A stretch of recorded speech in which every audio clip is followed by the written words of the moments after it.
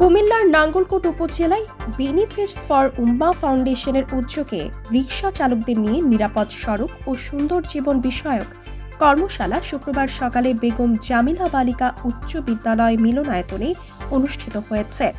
Benefits for উম্মাহ ফাউন্ডেশনের পরিচালক মাওলানা সাজ্জাদ হোসেন রাহাতের সঞ্চালনায় অতিথির বক্তব্য রাখেন gold medallist doctor Khairul Islam Suman, Nangalkot পৌরসভার সাবেক মেয়র AKM মনিরুজ্জামান খান, নাঙ্গলকোট নোভা হসপিটাল চেয়ারম্যান প্রভাষক তোহা হাসান ভুইয়া স্বাধীন, নাঙ্গলকোট থানার উপপরিদর্শক আশরাফুল ইসলাম, পৌর কর্মকর্তা আব্দুল মান্নান, মশালের পরিচালক ডাক্তার নজির নোবেল, নিরাপদ সড়ক আন্দোলন নিসার নাঙ্গলকোট উপজেলা সভাপতি রবিউল হোসেন রাজু প্রমুখ।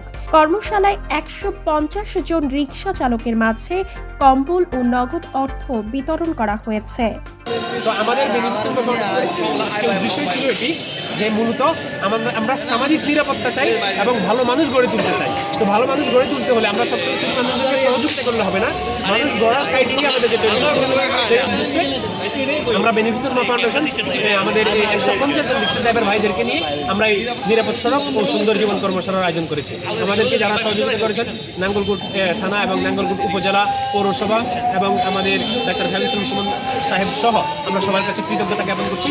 বিশেষ করে আমাদের রিকশা ড্রাইভার ভাই যারা আছে আমরা তাদের নিকট কৃতজ্ঞতা জ্ঞাপন করছি। ওনারা আসার কারণেই আমাদের আজকে প্রোগ্রামটা সুন্দর হয়েছে এবং অত্যন্ত প্রাণবন্তভাবে ওনারা এটা অ্যাকসেপ্ট করেছেন